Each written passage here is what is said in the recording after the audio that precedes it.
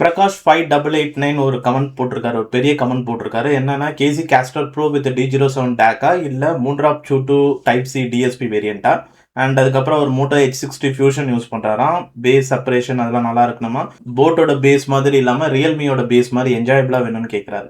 இப்போ ஒரு விஷயம் என்னன்னா, ரியல்மி அளவுக்கு அதிகப்படியான ஒரு என்ஜாயபிள் பேஸ் வந்து ஐஎம்ஸ்ல வந்து கிடைக்காது. மெயின்லி இந்த பிரைஸ் செக்மெண்ட்ல 2300 அவரோட பட்ஜெட். ஏன்னா வந்து ரியல்மில உங்களுக்கு ரொம்ப ஒரு பூஸ்டடான ஒரு பேஸ் இருக்கும். அந்த ஒரு பஞ்சியா அந்த மாதிரி அந்த அளவுக்கு பூஸ்டட் பேஸ் வந்து நம்மளுக்கு கிடைக்காது ஐஎம்ஸ்ல. ஆனா டீடைல்டான ஒரு பேஸ் சாங்ஸ் வந்து கிடைக்கும்.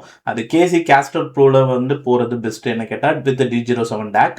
அண்ட் அதே மாதிரி இன்னொரு விஷயம், மோட்டோ H60 ஃபியூஷன்ல வந்து டேக் எப்படி ஒர்க் ஆக போகுதுன்னு தெரியல எனக்கு. ஏன்னா மோட்டோ போன்ஸ்ல ஆட்டோமேட்டிக்கா டேக் டிடெக்ட் பண்ணுமான்னு அது ஒரு டவுட்டா இருக்கு. ஏன்னா நான் செக் பண்ணதில்லை. அண்ட் மூன்றாவது சூட்டு டிஎஸ்பி வந்து உங்களோட ப்ரொஃபைலுக்கு வந்து செட் ஆகாது. ஏன்னா சூட்டு டிஎஸ்பி வந்து ஒரு பேலன்ஸ்டு ரொம்ப ஒரு ஃபிளாட் டைப் ஆஃப் ஒரு சவுண்டிங்.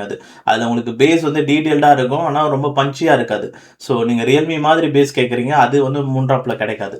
அட்லீஸ்ட் கேசி கேஸ்டர் ப்ரோலையாச்சும் ஓரளவுக்கு என்ஜாயபிளாக கொஞ்சம் பஞ்சியாக வந்து கிடைக்கும். பட் ரியல்மி அளவுக்கு மோர் டீப்பார் மோர் பஞ்சி பேஸ் எஃபெக்ட்ஸ் வந்து இருக்காது. பட் பஞ்சி பேஸ் எக்ஸ்பீரியன்ஸ் ஐஎம்ஸும் இருக்கு, பட் எல்லாம் ப்ரைஸ் அதிகமாக வரும்.